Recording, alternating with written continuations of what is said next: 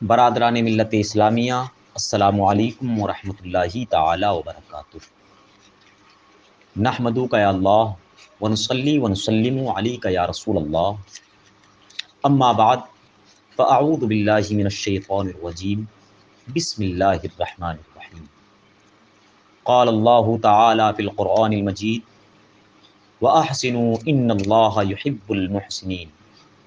صدق اللہ مولانا العظیم وصدق رسولہ النبی الامین المتین الکریم، ونحن علی ذلک لمن الشاہدین والشاکرین، والحمد للہ رب العالمین۔ آئیے حضرات، کچھ سننے اور سنانے سے پہلے بارگاہ رسالت مآب صلی اللہ تعالی علیہ وسلم میں درود پاک کا نذرانہ پیش کریں۔ پڑھیں: اللہ رب محمد صلی اللہ علیہ وسلم، نحن عباد محمد صلی اللہ علیہ وسلم، صلی اللہ تعالی علیہ وسلم۔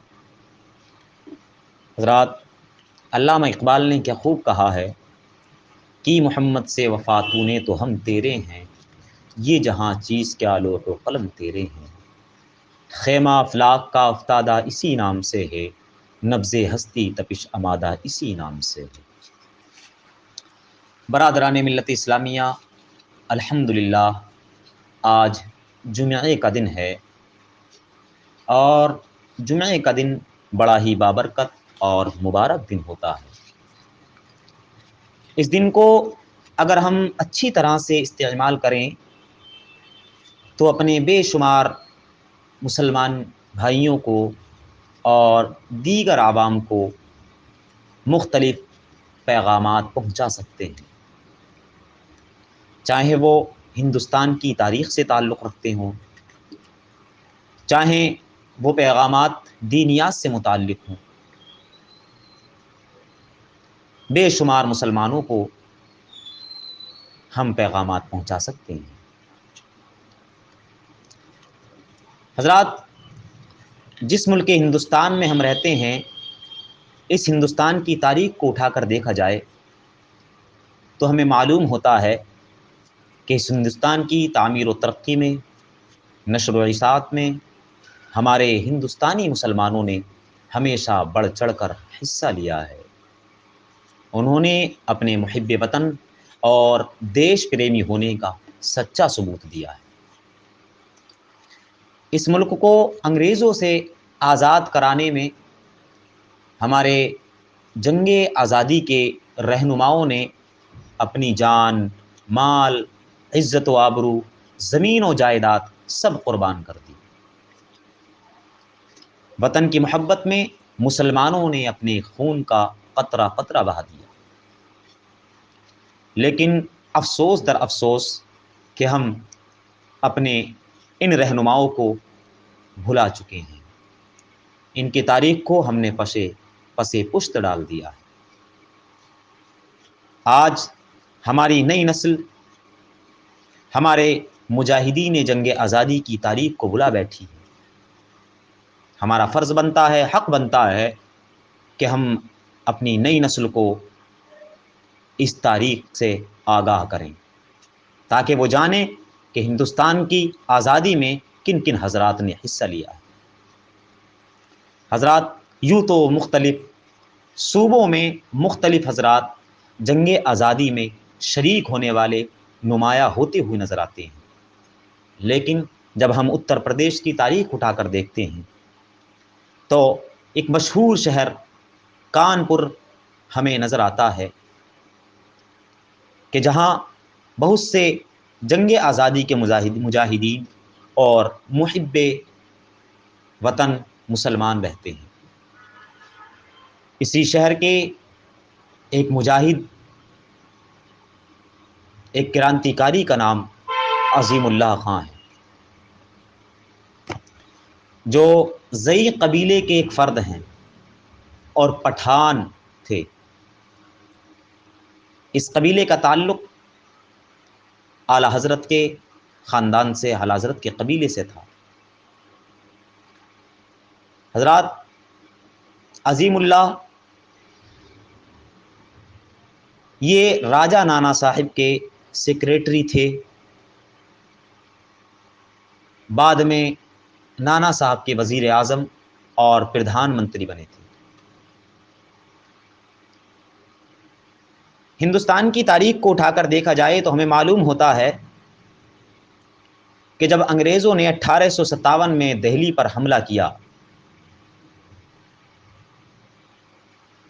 تو ہمارے عظیم اللہ خان، یہ جنرل بخت خان اور علامہ فضل حق خیرآبادی کے ساتھ اس جنگ میں شامل ہوئے تھے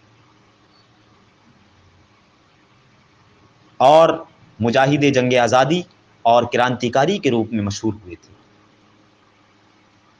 حضرات، ان کی پیدائش کے تعلق سے بحث کی جائے تو عظیم اللہ خان 1820 میں کانپور کے پریڈ چھاونی علاقے پٹکا پور میں ایک غریب گھرانے کے اندر پیدا ہوئے۔ ان کے والد کا نام نجیب خان تھا جو ایک غریب مستری تھے۔